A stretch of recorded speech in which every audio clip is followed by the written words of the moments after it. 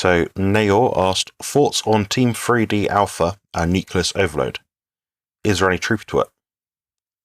Yeah, so I was actually watching this gentleman years ago, like probably 2017, sometime around then.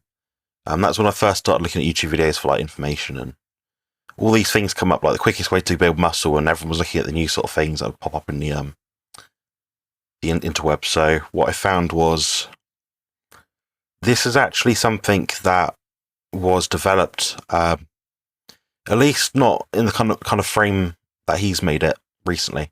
Probably around 30 years ago. So I knew a top pro in the UK. It's actually my stepdad's half brother's training principle. It's called shock training. And what it was for a period of about 3 or 4 weeks, you'd do an overreaching phase on a particular muscle group. So if, for example, you had weak calves, you might be doing 3, 4, maybe 5 sets, 4 calves, and you'd be doing quite close to failure training, but you'd be doing that every single day for a period of about a month. Then after that, you'd give it a few weeks off. So this is actually created a long time ago. And I think the impetus was for Team 3D Alpha. The guy was basically saying, look at all these guys that have built huge muscles and they've had some sort of training or way of living which caused that muscle growth. So, for example, people that deadlift a lot that have huge traps. So Johnny Jackson comes to mind, a bodybuilder.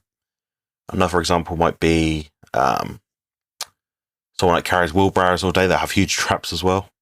And people that might be builders will do some work like labor work. They might be having huge calf muscles because they're up and down ladders all day. Tiptoeing. They probably tiptoe more than anyone else on the planet over a given 24-hour period. So that's kind of the theory behind it, and why these people have huge muscles. I think the same is true if you're someone that is an engineer. Maybe you have really strong grip or forearms. If you're always using wrenches and spanners and things, that could be a reason why. So yeah, Jerome, do you want to unpack this a little bit? So perhaps outline what nucleus overload is and what you think. So I've never heard of Team 3D Alpha. I really don't follow a lot of YouTube channels online, barring present company. So from what I read on their website, because I didn't want to misrepresent them, is it originally started when this gentleman read a study about how if you have like 2 synergistic muscles, like the gastrocnemius and the soleus in the calf, or the biceps in the arm and the brachioradialis, if one of them becomes damaged and the other has to work significantly harder, it was speculated that satellite cells in the area would donate nuclei to those muscle cells to essentially cause hyperplasia, the introduction of new muscle fibers. So he essentially tried to recreate this type of protocol, thinking, how can I replicate this with training and do so in a way that simulates this, but doesn't work them so hard that it allows for proper recovery. An actual nucleus overload protocol is you train a lacking body part or 1 to 2 body parts with 5 single sets every single day with 30 seconds rest between sets. And you take each set to about a 9 on the scale from 1 to 10, as far as pushing yourself relatively hard. And you use relatively high repetitions. I think you said between 15 and 30 repetitions. Really, really short rest between sets, 5 sets every single day. And you do that every day for a month, and then you deload. And he hypothesized that this will allow satellite cells to donate nuclei to these muscle groups that you're trying to bring up. And then after you deload and go back to conventional training, you'll see sort of a super compensation in that particular muscle group. To me, people have been trying to build bigger muscles for at least 50 years, dating back to the 1970s with Arthur Jones creating Nautilus exercise machines. But the whole body culture and bodybuilding, in a sense, goes back to, even the late 1800s and even older, depending on, when you want to start that. But I tend to think there's really no deeply revolutionary way to build muscle. And if there was some way to do that, it stands to reason pretty much everybody would be doing this. With the amount of money that happens in athletics and the Olympics and some of the political ramifications of high-level sports, I imagine that if this was a really valid training protocol to maximize hyperplasia and the amount of muscle that people are capable of building in certain muscle groups, it stands to reason more people would do it. Now, that doesn't mean that it doesn't necessarily work. And I will be open to the possibility that somebody will discover a way to increase overload in muscles while not digging too deeply into recovery ability. But I don't think there's anything new under the sun. And from the studies I've seen, hyperplasia as a concept is still relatively contested. It's speculated that it does happen to some extent in humans, but the last couple of studies I've seen suggest it plays a very, very minimal role in building muscle compared to hypertrophy. Hypertrophy is making your muscle fibers bigger. Hyperplasia is the creation of new muscle fibers. So I'm open to the possibility that it may work, but I think for now we are inductively justified in being somewhat skeptical because this is such a niche thing and seeing as it's not widely used. So I would just say train hard and train at a volume and frequency that you can recover from, and that's probably going to do most of the work for you. The only other thought I have is if somebody did experience a significant improvement in muscle size from nucleus overload training, I think it would probably be that even though they're training more frequently, whatever volume, frequency, and intensity they were using was possibly too much to what their body could recover from in the first place. And even if they're training every single day, even if they're going somewhat close to failure, it's possible that training with nucleus overload training represents less physical stress on the body than however they were training, which would then allow for potential more hypertrophy. Yeah, brilliantly well said. Like you said, we are kind of appealing to authority here because we're, some sort of new kind of training systems come across, and we're saying, everyone else has done this for all this time, therefore that's what works. The chances are how many people have been doing bodybuilding now for, say 50, 60, 70 years? Probably millions of people. Someone out there, or at least a group of people, would have tried all these things.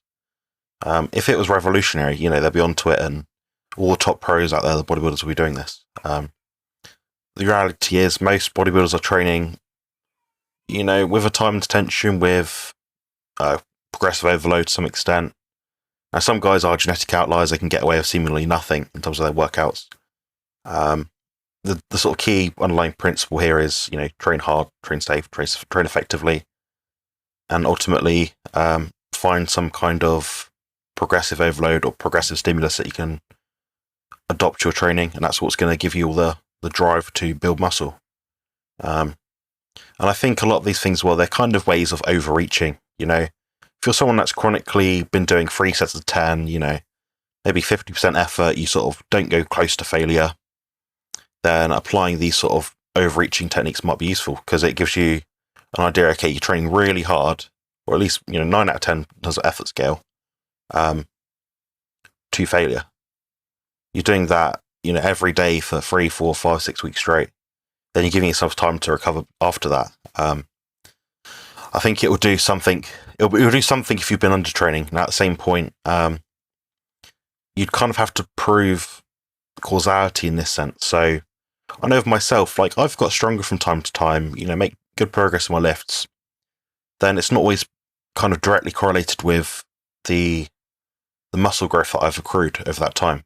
It might be 3 months later, the muscle that I've gained as a result of that extra strength is then solidified. It's almost like consolidated and compounded that effect. So even to perform this kind of study, if you're going to get people to do it, it's going to be quite weak, quite limited.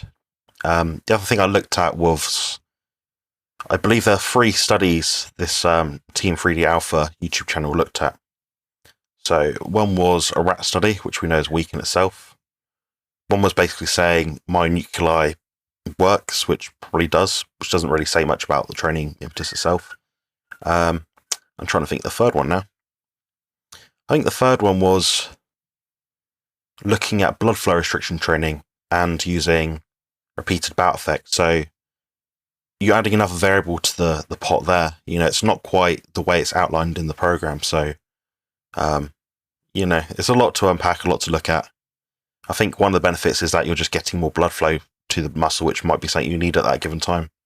So yeah. If you look at some of the suggested mechanisms, he recommends doing 5 sets within a relatively brief amount of time to try and increase some of the metabolic stress and the mechanical tension.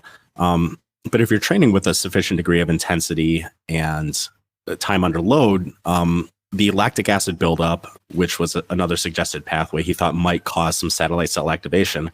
There are enough studies out there showing that lactic acid buildup just from conventional resistance training and performing multiple sets is enough to generate the metabolic stress, the mechanical tension, and the buildup of lactic acid that would cause satellite cell activation to begin with through conventional training. So it's not unique to nucleus overload training. And the other problem I have, and touching on what you said about strength gains, is a part of any strength gain in any movement is just improved neuromuscular conditioning of that particular pathway. So a lot of people sometimes will realize that they're getting stronger in particular movement, but like you said, it's not necessarily happening at the same time as hypertrophy, as muscles getting bigger. Well, you're just, in a lot of ways, you're continuing to become more efficient at that particular exercise. So you have to be even careful reading scientific studies, because if you're looking at a study that does 5 sets of an exercise compared to 1 set of an exercise, and then they're saying the group that did 5 sets had significantly greater degrees of strength improvement, well, that would be expected because you're doing 5 times more practice on that one particular skill. The more objective way to track strength improvements would be to use a completely different type of movement using a different apparatus that involves those same muscles. So could nucleus overtraining work? Or nucleus overload training work? Possibly. But I think you need to take any suggested mechanisms of improvements in size and strength with a grain of salt. Brilliant. Yeah, I think the main piece we'll say here to people watching this, the main sort of takeaway is we are skeptical. But give it a few more years, people might come out a whole mix of people and might say, yeah, it's the best thing ever. Like pro models might start using it, so who knows? We'll see them.